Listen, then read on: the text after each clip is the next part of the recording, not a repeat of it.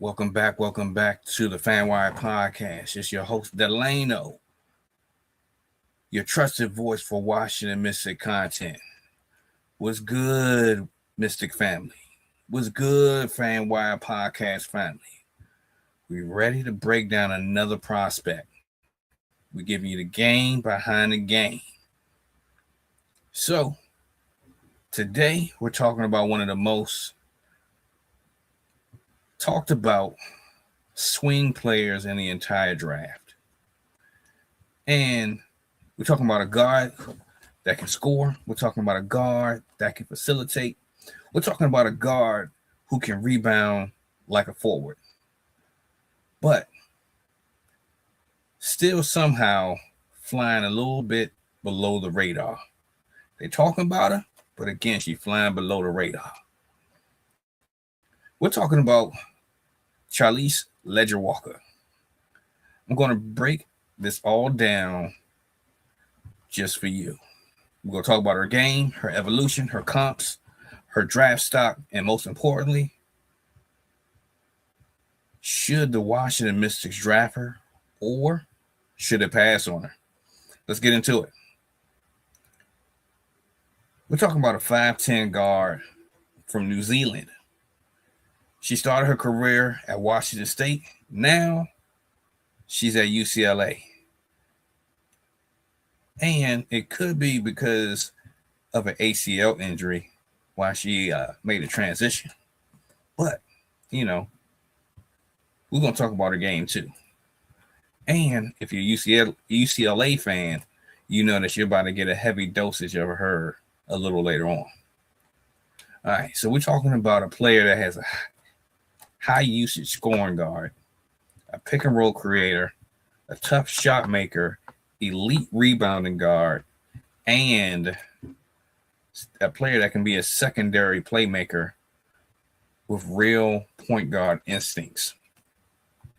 This is a modern combo guard, someone who can run your offense or play off of it.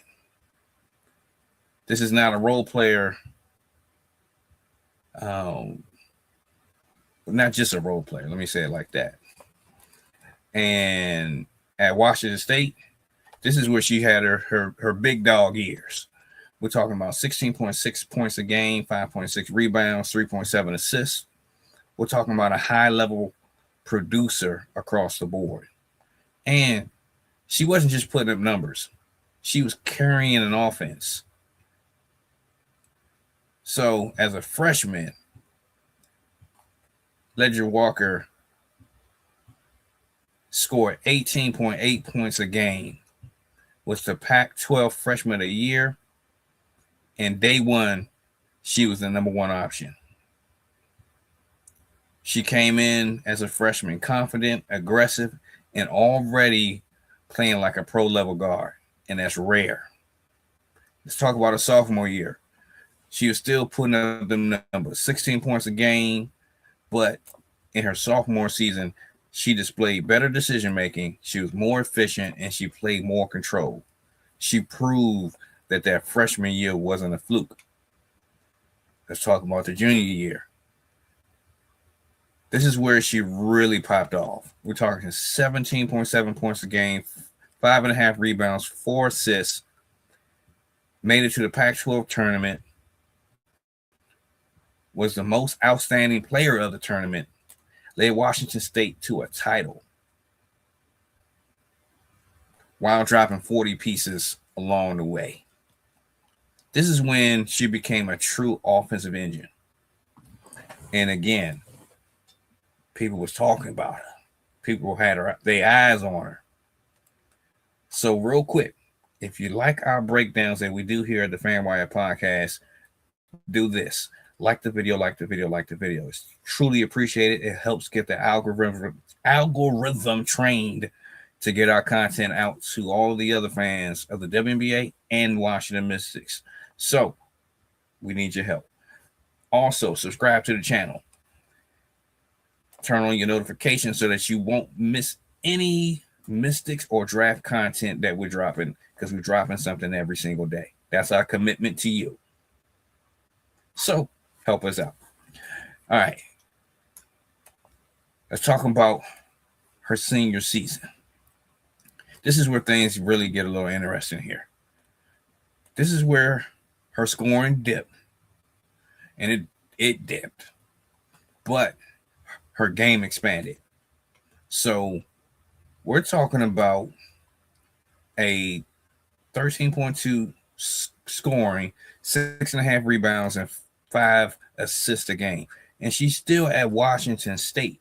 So she's a 5-year senior. Okay. Remember that. All right. So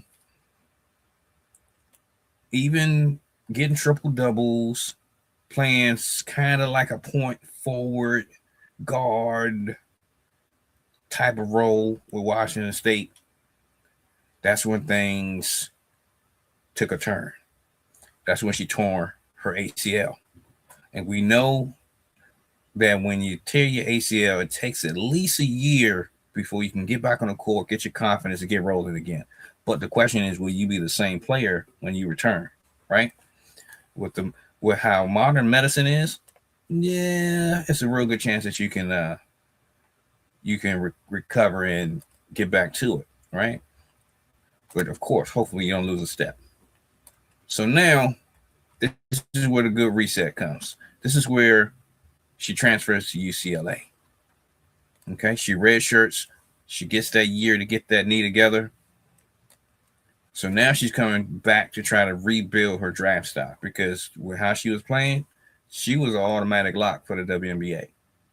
Automatic. So now the question becomes, again, which version are you going to get? Are you going to get the scoring engine? Are you get more of a playmaker, or are you going to get a mix of both? So, with Charlisse Leger-Walker, you get someone that can potentially be a pure scorer, has balanced game, can be an offensive engine, show playmaking, but again, with a tore up knee, that's where you have to really, really hone in on your other intangibles, like your basketball IQ, your adaptability, and your ability to grow. And all of that matters at the next level, right? So let's talk about her strengths. Her strengths, well, actually, let's talk about her numbers that she's doing at UCLA right now. We're talking about 8.9 points a game, 4.2 rebounds, 5.6 assists, shooting 46.8 from the field while shooting 36.4 from three. Yeah, that's some good connector player level activity. All right, so let's talk about the strengths of her game. She can score from 3 levels, makes tough shots. She can read pick and rolls well. She rebounds very good for a guard. Again, has high IQ, can control the tempo, and we're talking about clutch. Those are winning profiles, especially for players coming into the WNBA. Will she be required or looked to do all of these things? Probably not. But she has a lot of intangibles that she can probably use to carve out a role. Okay? Remember that. And let's talk about her weaknesses.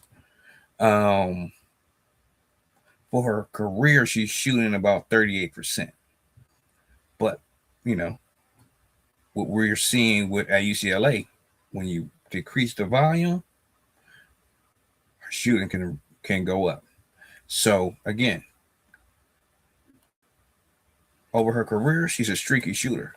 At UCLA, and an assistant when you're playing with other great players where you're only there to do a certain thing, that can serve well for a WNBA team. All right, so now, how is she recovering from her ACL? That's a huge question. We can see that she's still able to produce, right?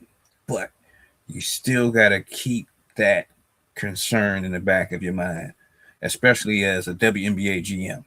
Okay? Now, under pressure, she can be a little turnover prone.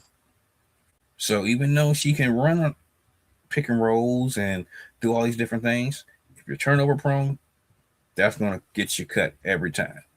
All right. So that's definitely something that needs to be addressed. Okay. Is she elite? No. But, you know, she does have a lot of intangibles. And not being elite is not necessarily going to keep you from being in the WNBA. But if you can be elite at a role, that can help you stay. All right. Player comps. This is where it's going to be a little bit interesting. Remember, we're picking pieces of players' games to try to see if we can fit it all together. All right. Again, this is not a perfect match for anyone. But when you take the pieces of these players, then you can put the mold of her together. So, Kayla McBride, we're talking about composure plus off ball scoring. Marina Mabrey, talking about shot creation and toughness. And Kia Nurse, where it comes to the role that she may have in the WNBA and the versatility that she can use to help a team. Okay? So pretty much her floor is being a Kia Nurse in the league. Her upside, based on style, is Marina Mabrey. And when it comes to if her shot can be improved and can be consistent, potentially a Kayla McBride when it comes to shooting. All right. So now let's talk about our draft projection. Right now, mock boards are pretty much saying between the 14th pick and the 20th pick. So that's late first round, early second round. And with being a swing player, that can definitely be what happens here. So, what can make her jump into the first round? A super strong NCAA tournament. If she makes the madness pop off in March, hey, it can happen. If she can shoot 35 to 37% from three, okay. And she has to look fully healthy. That can help her draft stock. But if it's the opposite, if she shoots, if she has struggles shooting the ball, if she has limited burst, that can be attributed to the ACL injury. If she gets lost against other players in this draft class, like an AZ Fudd, Olivia Miles, then her stock can fall. All right. So how does she fit with the Washington Mystics? Let's bring it home because that's what we're here for, the Washington Mystics. All right. So currently, or actually from last season, we had Suggs Sutton, Jade Milburn, JC Sheldon, Sonia Citron, right? Georgia A. Moore is on the roster, but of course she's hurt. Similar type of injury. So we'll see how, Georgia comes back. But the way that she fits with the Washington Mystics, again, is as a connector guard, someone that can help the offense move for other players while being able to take advantage of whatever opportunities come her way. And why it could work is, again, because she's a high IQ player. She can stabilize the bench. She can help perform on the second unit. She can play on or off the ball. And she also helps out with rebounding. Now, why would it not work? It could be a redundant skill set based on whoever else we draft or the players that we bring back to the Washington Mystics or new talent that comes in from free agency. So it could be a little redundant. Again, she doesn't have an elite trait. So, she's going to have to be a player that works super hard, right? And ACL risk is always a super concern. And if we're running, does she fit the pace of the team? Because she kind of tends to, she can slow it down a little bit, right? But if we're running, how could that be an issue? So if she's picked at number 9, we must, again, this is another, just throw it in trash, throw the whole draft in trash, right? If she's drafted at 11, I think that'll be a reach, right? But with our second round picks, you can find some value there. Final verdict. Is she one of the safest guards in the draft? If you're drafting at a certain point, yes. Does she have high upside? Not necessarily. Translation, she can improve the bench, but she's not going to be a star. Okay? Now, I'm asking you, everybody that's watching, should the Mystics draft Charlisse Leger-Walker? Or should we swing for higher upside? Should we pick a different UCLA player? Because they do have a lot of connector guard / forward type players. Well, do this for me. Like the video, like the video, like the video. Again, it helps us train this algorithm.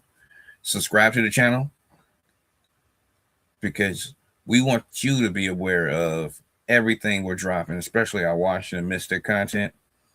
And stay locked in by turning on those notification bells so that you can be aware of when we're dropping something new.